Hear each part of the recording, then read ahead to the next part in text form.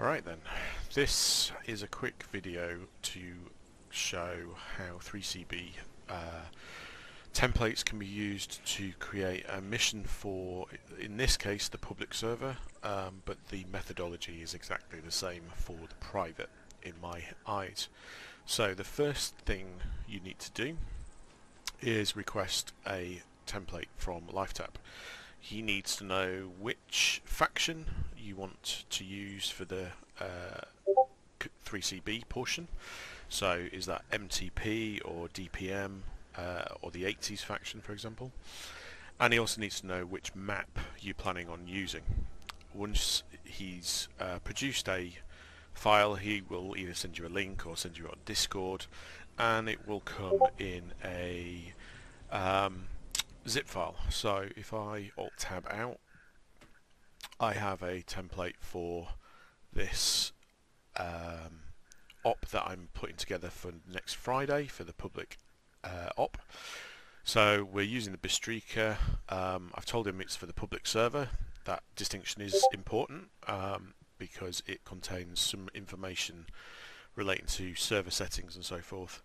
And I've told him that I wanted the MTP faction, which you will see in a minute. So zip file, all I've done is save that from Discord, where he sent it, into a folder within my missions directory, which is, for me, C, documents, Arma 3, other profiles, Corporal Red Dog, missions, and then I've created a bunch of folders in here to keep things nice and tidy because I'm a bit like that. So public server ops, and we've got a zip file. So if I double click that, you will see there's a folder in there. So all I'm going to do is copy that out, and I'm going to paste it in here.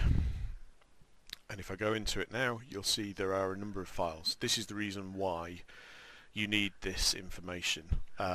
So there is a description file that contains, this is Notepad++, highly recommended if you haven't already got it. This is a settings file, if you like. In the public instance it doesn't do very much. The init file is more important. This is also settings that get read in when the server is created, and it says that the map base cleanup is going to be 300 meters, which means anyone within 300 meters who drops kit or despawns, their bodies, their kit will be removed by the cleanup script within the server settings side. And it says the marker we're using is respawn west base. That's where people are going to respawn to. Then you've got the mission file, and that will contain everything you need to know for the entire roster. And we'll go into that in Arma Eden in a second. The images, there is a default load screen image which gives you a 512 by 256 image. You can leave that in, or you can amend it in a paint program of your choice, or in fact use something else completely but stick to 512 by 256 and save it as a JPEG. Okay, so if I go back to Arma, I'm kind of hoping that everybody understands how to get into the editor, but if you don't, it's this big fuck off square here that says editor. And in this instance we're on Bistrika, so I'm going to open that map. You can open any map from any different map, but in this instance it doesn't make much sense not to open up Bistrika. And I'm going to open, and within my folder directories here you can see each of the folders that I'd already created. So where did I save that? Public server ops is here, and there's the file with the mission in it. If I open that up,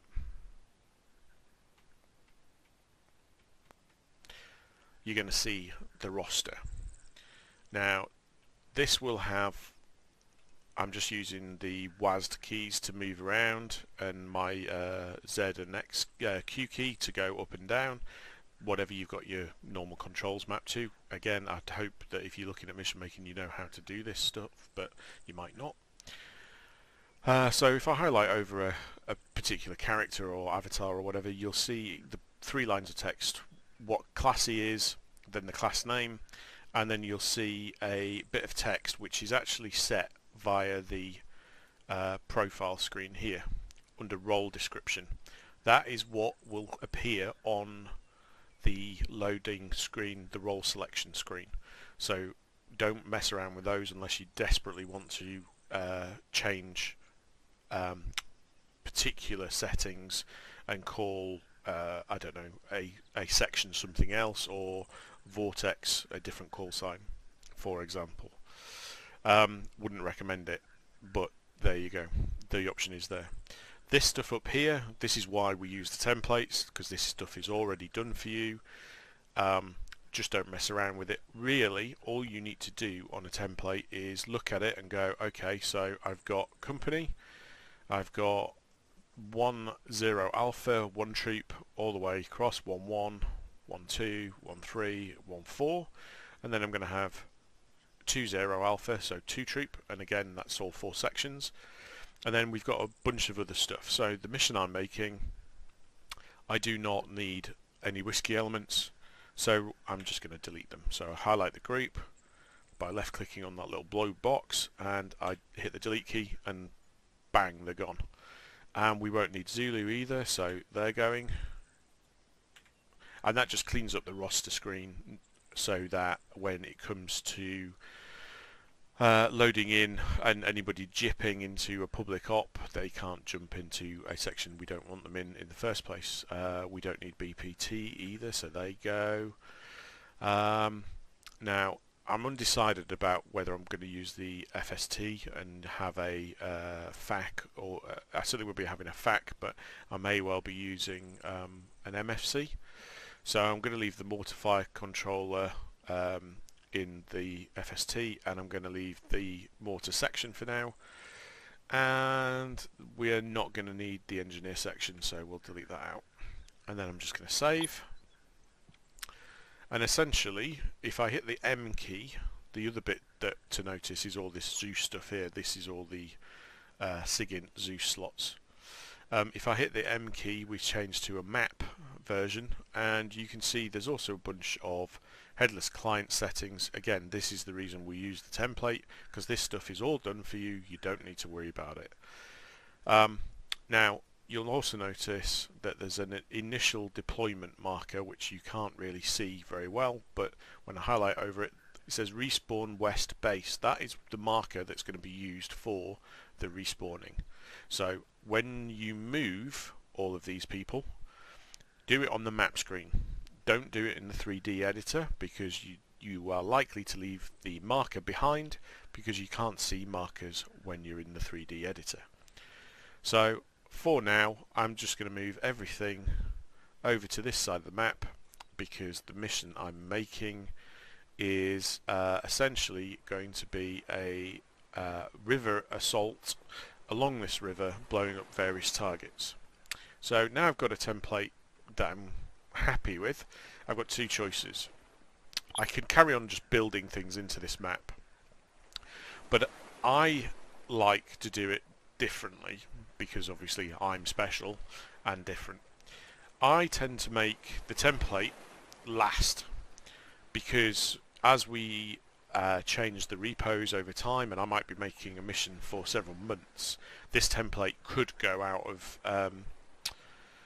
into obsolescence for one reason or another. We might use different classes, we might have different weapon systems, and these settings may become obsolete or lost. So that could seriously screw up a mission later on in the day. What I tend to do is keep the template separate, and if I go back into here, ignore that because I've got a Klafgan map in here. I have a map mission saved, ignore that error, where it's the same map, it's the same mission, or will be, but this is the one I've started putting all the AI buildings and so forth into. And this is where I do most of the work, and then all I do is I copy stuff into the template. So in this instance I've got a number of folders. I really like the folders because you can group things in sensible options. So I've got some things down here at the docks. If I highlight that and toggle visibility, suddenly a load of things appear. And if I go into the 3D screen, you can see there are some objects in there. There's no AI as yet, there's just a player for testing. But you can toggle visibility and get rid of the things that are there and put them back very easily, nice and organising. And it also means that you can remove them, set the markers, and do your screenshots for the briefing and all that sort of stuff without having to do separate layers, or these are separate layers, without doing separate missions, or in fact doing this right at the start and then having to stick to that all the way through, because many times you will start off with one idea and then you'll realise actually that doesn't work. I've just had that problem here. I wanted to set the objective to blow up this crane. I can't because it's armour and it doesn't recognise that crane being destroyed, so sadly we've had to change. So what I would do in this instance is I would set all my objects up how I want them, set everything to visible because otherwise you can't select it, and then if you use Control A, that will select everything.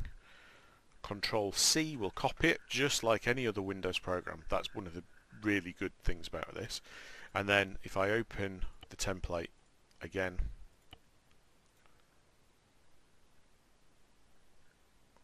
now you'll have spent hours lining everything up and setting it just so. So what you need to do is Control, Shift and V. And if you look, you can see all of the things that I had in the other map have now been placed. And if we go into the 3D view, it's exactly the same setup as it was before. There's no floating objects or whatever there to worry about. So that is how you merge a template and the mission, if you like, the objects together. And then I'd just save that and send that file on a zip file to whoever is admin for the server you're on or the op you're running. So in Wednesday's case that would be Kud. On Fridays that would be Bagel, but I'm not sure whether he's actually fulfilling that task at the minute. It may be LiveTap who puts the mission on the server, and for Sundays it would be me. For public it may be me, or the public team more likely will set that up for you and put it on. Hopefully that's a nice quick explanation of how you do that. The next video I'm going to do will talk about how you set up a mission using objects, and with some limited triggers you can set up some tasks that will trigger in game rather than just expecting players to know that they've blown up X, Y or Z. Hopefully that's been some use. If it hasn't, sorry. Cheers. Bye.